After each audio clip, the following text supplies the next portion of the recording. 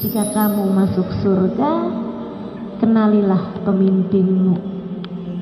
Dia adalah Sayyidah Fatimah Zahra,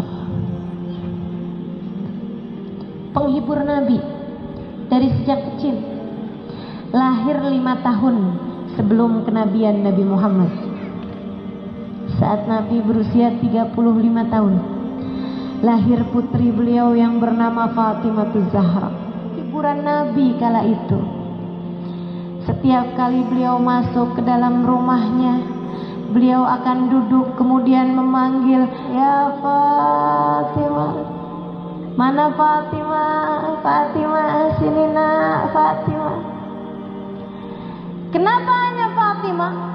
Karena yang lain dari putri-putri Nabi Muhammad sudah menikah pada masa tersebut. Beliau sayang-sayang putrinya. Beliau cintai putrinya. Ditanyakannya kabarnya.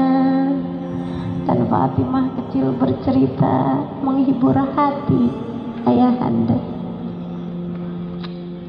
Saudariku sekalian yang saya muliakan, karenanya diriwayatkan satu kali Nabi Muhammad alaihissalam diperlakukan sangat amat buruk sekali oleh orang-orang kaum kafir Quraisy, disebabkan karena mereka sudah kesal sekali kepada Nabi atas apa yang dilakukan Nabi. Mereka pun kemudian memutuskan kalau Nabi Muhammad salat di depan Ka'bah, mereka mau lumuri Nabi Muhammad, mereka mau kotori badan Nabi Muhammad dengan kotoran unta.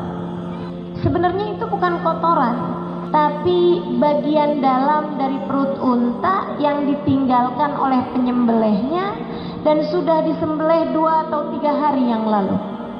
Bau busuknya meniup hidung siapapun, saudariku sekalian.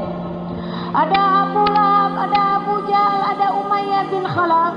Mereka berunding di dekat Ka'bah, siapa nih yang akan membawa kotoran tersebut nanti kalau Nabi Muhammad datang untuk tawaf kemudian sholat. Ditunggu sampai Nabi Muhammad mulai sholat, berangkatlah Abu Jahal musuh itu. Dia kemudian meraup kotoran tersebut dengan kedua tangannya, berjalan dengan penuh kesombongan mendekati Nabi Muhammad alaihissalam. Ditunggunya sampai posisi Nabi Muhammad sujud, kemudian dijatuhkannya kotoran tersebut dari atas sehingga berlumuranlah kotoran di tubuh Nabi Muhammad sallallahu alaihi wasallam yang mulia. Tubuh paling mulia itu dilempari kotoran-kotoran unta. Tubuh kita berlumuran dosa,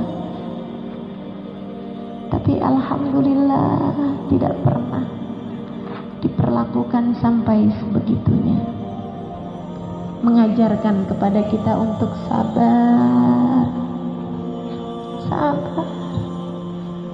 Nabi aja digituin, yang sabar. Saudariku sekalian saya muliakan, seorang budak perempuan melihat pemandangan tersebut. Dia segera berlari ke rumah Nabi Muhammad alaihissalam. Digedornya rumah tersebut, "Ya Fatimah, ya Fatimah." Sayyidah Fatimah kemudian keluar. Saat itu usia beliau mungkin 8 tahun, 9 tahunan saja.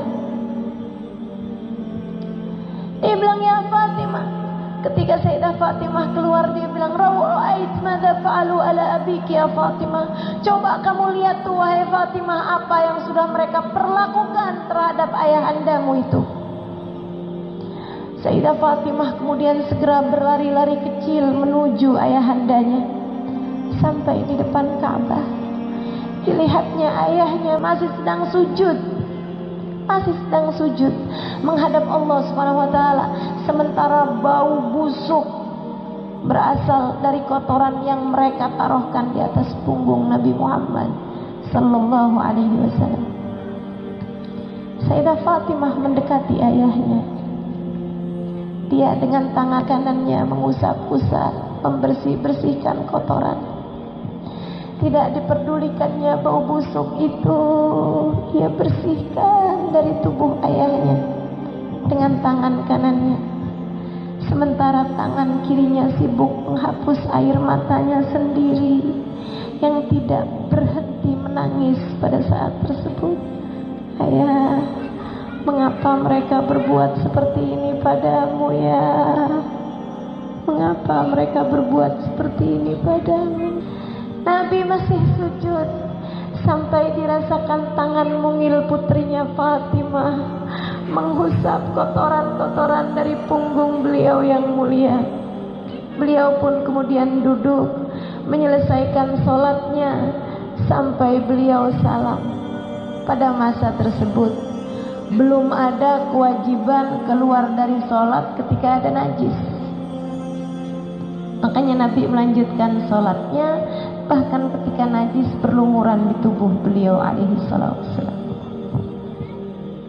Habis selesai salam, sekarang Nabi yang sedih, bukan atas perlakuan kaum kafir Quraisy. Beliau sedih atas kesedihan Sayyidah Fatimah. Nabi sedih karena kesedihan Fatimah. Fatimah sedih atas apa yang mereka lakukan terhadap ayahnya. Jalinan cinta yang luar biasa indahnya. Yang satu menghibur yang lainnya. Maka Sayyidah Fatimah masih dengan tangan kanannya berusaha membersih-bersihkan tubuh ayahandanya. Sementara Nabi Muhammad yang memang tangannya bersih karena dipakai sujud kan tertutup tuh tangannya. Nabi kemudian menggunakan tangan beliau justru malah untuk menghapuskan air mata di pipi Sayyidah Fatimah. Sayyidah Fatimah tangannya bersihin najis dan kotoran di tubuh ayahnya. Ayahnya dengan tangannya mengusapkan air mata yang terus mengalir dari putrinya. La tabki ya binti, la tabki ya binti. Jangan nangis nak, jangan nangis nak.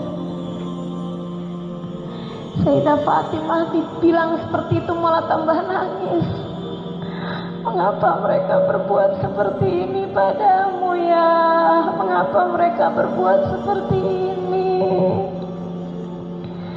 Nabi kemudian menghibur putrinya dengan berkata, ya Fatimah la tabki, saya Tio. Wahai Fatimah, jangan nangis. Akan datang hari kamu akan melihat kenabian ayahandamu